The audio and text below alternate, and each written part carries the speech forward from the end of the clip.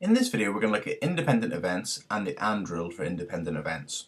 So, if two events are independent, then the probability of A and B is equal to the probability of A times the probability of B. Now, if you've done the lesson on tree diagrams, you will have seen this in action already. But what we're going to be doing is we're going to be answering questions without drawing tree diagrams in this video. So, let's have a look at a typical example. A six-sided dice is rolled twice. What is the probability of getting a 1 twice? In other words, that's the probability of a 1 and a 1, okay? Because that's the option that you can get, a 1 and a 1. So the probability of a 1, well, that's obviously going to be equal to 1/6. And the probability of another 1 would be 1/6. So then, to find the probability of a 1 and a 1, you just times those together. 1 times 1 is 1, 6 times 6 is 36. So it's a 1 out of 36, or 1/36th chance of getting a 1 and a 1 when you roll a fair dice twice. Okay. Now, if you've done sample spaces, you will have seen that's the case, because you can write the numbers 1 to 6 in a row, 1 to 6 in a row. You'll see that there's 36 different possible outcomes, and then a 1 and a 1, well, you can only get that once. Okay, let's have a look at another question. 1/3 of cars in a town are red. What's the probability that two selected at random are red? So in other words, that's the probability of a red and red. Well, the probability of one being red is 1/3, so that's 1/3 for the probability of the first one being red, and the probability of the second one being red is 1/3. You times those together, and then that would give you 1/9. So the chance of two cars being selected at random would be then, two red cars in a row selected at random being red is 1/9. The probability of a train being late on each day is 0.4. What is the probability it is late 3 days in a row? So that's the probability of late, late, late. Okay? So the first one being late is equal to 0.4. The second one being late is equal to 0.4.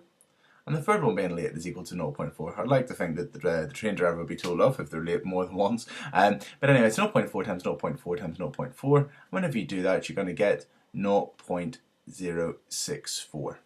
This time, the probability that a train is late in each day is 0.4 again. What is the probability it is on time 3 days in a row? Well, if the probability of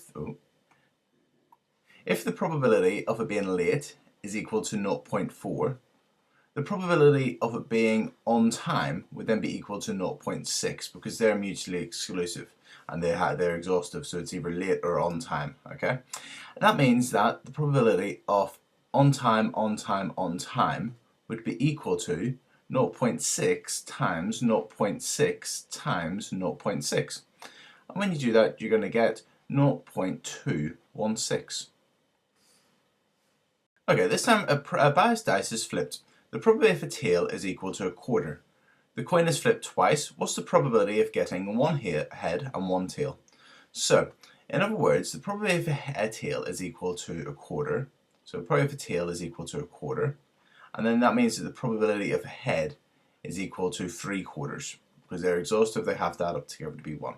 Now, it says what's the probability of getting one head and one tail. Now, it's very important when you're answering questions like this, you consider all the possible outcomes which would work. So we want a probability of one head and one tail, so it's going to be the probability of a head and the probability of a tail, or the probability of a tail and the probability of a head.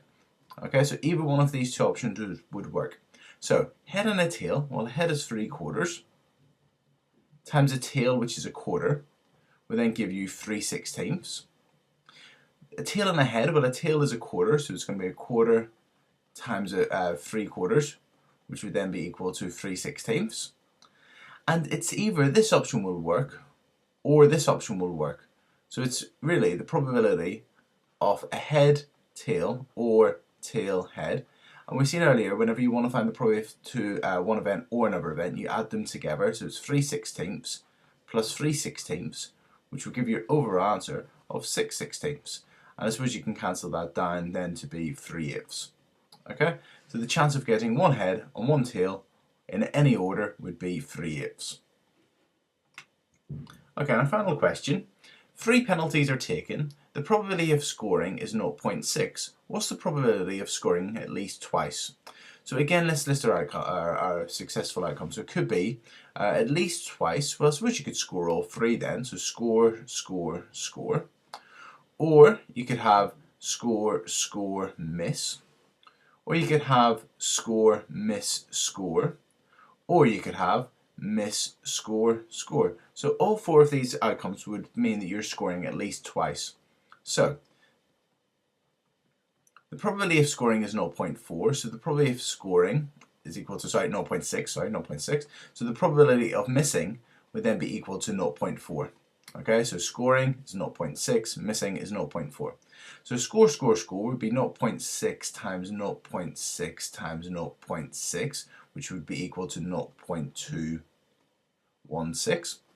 Score, score, miss would be 0.6 times 0.6 times 0.4, because score, score, miss, and you'd work that out. Score 0.6, miss 0.4, score 0.6, times those together, and finally 0.4 times 0.6 times 0.6 would be the last option. So if I just work out what these would be, 0.6 times 0.6 times 0.4, well, that's equal to 0.144. This is the same because it's just the same numbers but in a different order, so 0.144, and this is 0.144 as well. And because it's this option or this option or this option or this option, you can just add the four probabilities together. So if we just times that by 3 and add on 0.216, we get our answer of 0.648. So the chance of scoring at least twice would be 0.648.